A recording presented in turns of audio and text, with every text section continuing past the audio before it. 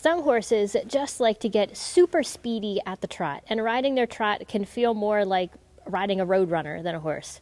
So it's exactly what Carly is working on, is keeping a more steady, consistent rhythm at her trot. And in today's video, I'm going to explain what I'm working on with Carly and how this might help your speedy horse as well.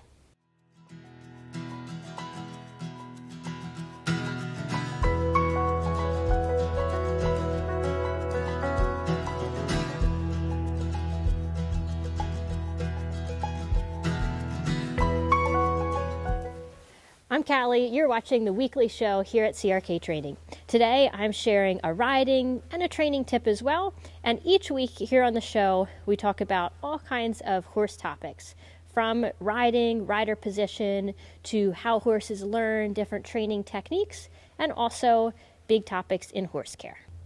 The first thing to understand about horses that rush is that many times the rushing comes from the horse either being out of balance or being anxious. And many times these things are connected, because a horse that doesn't have good balance is going to have anxiety because of that lack of balance. So there's a lot of times that we have to really take a big step back with a horse that rushes at the trot.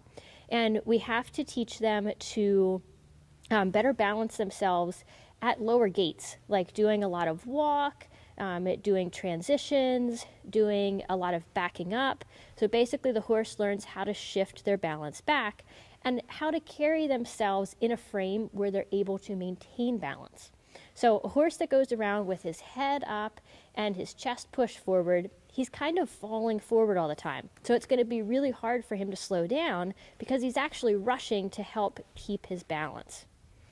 We want a horse to be able to move in a better way, that they're moving with their neck reaching forward, their back lifted, and from that position they can easily adjust their balance to go more forward, also to slow down, change directions, whatever we ask for. Now, of course, there's kind of the prerequisites of the horse needs to be physically comfortable to be able to do this. This means we have to have a saddle that fits well, that he's not going into this unhealthy posture and movement to try to escape the saddle, and we have to be in an effective position as the rider, that we're moving freely with the horse and we're not accidentally getting in his way or making it uncomfortable for him to move well. And I have a lot of other videos that you can search here that will help you with those topics. So for today, I'm just going to focus on, once we're kind of up in the trot, what are some exercises that we can do. And as I'm working here with Carly in the next few minutes, you'll also see the times that maybe I say, okay, I'm going to come back to the walk. We're going to work on something a little slower before we go up into trot.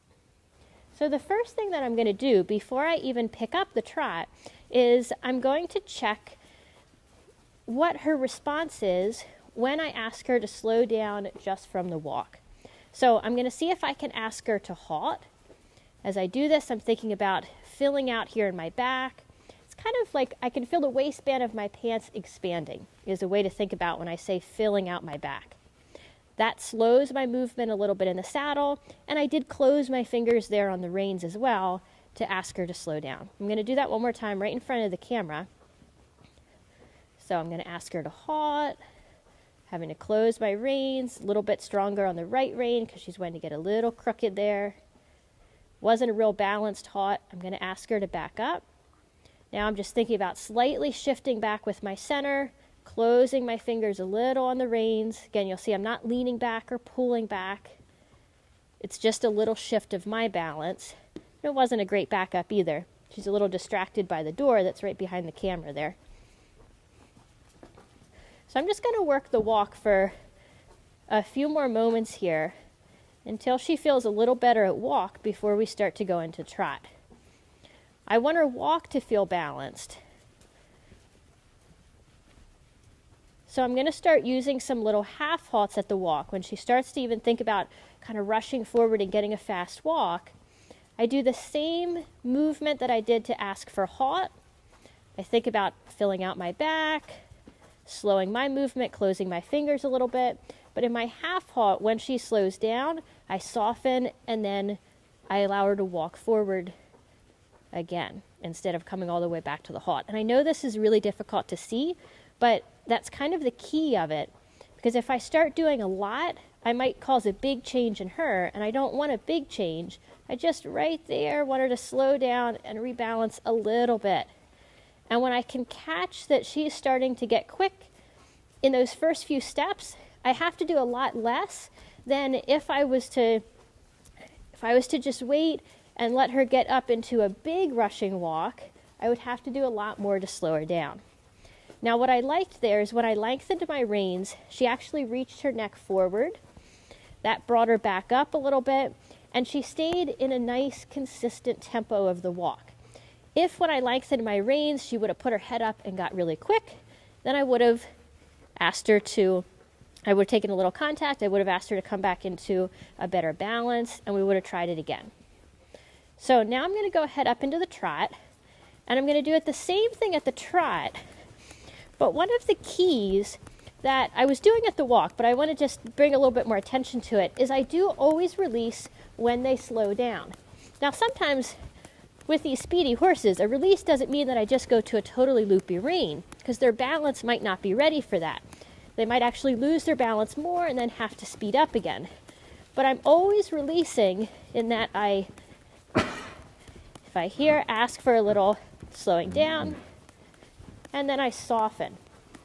Part of that pressure that's in the half halt, and then the subsequent release of that pressure comes from my body. So here to halfen, I just tighten a little bit. That slows my movement. She slowed down, so then I release that. She's actually keeping a really nice trot. You'll see she gets a little quick here in the corner, and I slow her down. Part of why this is looking really balanced is because I'm feeling those small changes, and I'm making little adjustments before she gets too out of balance. Now I'm going to show you something else that I really like for horses that rush, and that's using my space. So I'll ride into a wall, and I'll use the wall to help trigger the slowdown. And I'll start doing more different patterns around my arena. Instead of just following a circle, I'll ride into different places, use my wall. I half halt right as I come into the wall. The wall helps to create the slowdown that I can then release, even if it's just a few steps before I have to ask the horse to adjust their balance and slow down again.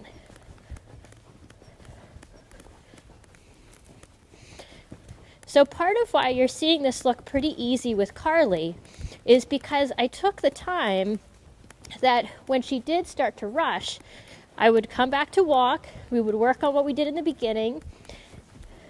I also did some other work with her to help her balance, did some work on the ground, some in-hand work, so that she learned to respond to these little subtle requests that I'm making to bring her back into a better balance. And that way here, when she starts to go back into her old pattern of wanting to get really speedy, it just takes a smaller shift from me. She knows what to do with her body to find her balance and to be able to go slow again. And walk. Good girl.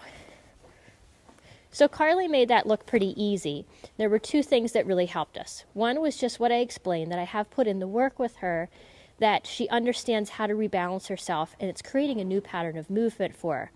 The other thing that of course helped us is we're in a quiet indoor right now. There's not a whole lot of distraction. She's obviously in a calm mood. So when you're riding and your horse is anxious, sometimes just because of the environment, they're just worked up and hot, think about using that exercise that I showed with the wall. So again, notice when I rode, I would ride like I was going into the wall at an angle, not riding straight into it, just at an angle. I would give my half halt, which was again that thinking about filling out here at my waistband, slowing my movement, and if I needed, closing my fingers on the reins. And that closing my fingers, sometimes I need to shorten my reins and get really strong there. But I'm doing that right as they're coming into the wall. The wall helps to create the slowdown, and then I soften and relax again. I also created rhythmic movement. So in the beginning, when I was walking the circle, and even when I was doing the exercise with the wall, I was looking to just create consistency, because when we have rhythmic movement, that can be very regulating and calming too. So I would love to hear now from you. If you have a horse that gets speedy at the trot, put a comment down below, and what is something that has worked well for you? Was there anything that you noticed needed to change in maybe something you did with your position? Maybe it was an exercise that helped. Maybe it was practicing transitions. What was something that worked for you? Or do you have another question? Put it in the comments below. And as always, if you're watching this anywhere besides crktrainingblog.com, that's where the best conversation always happens.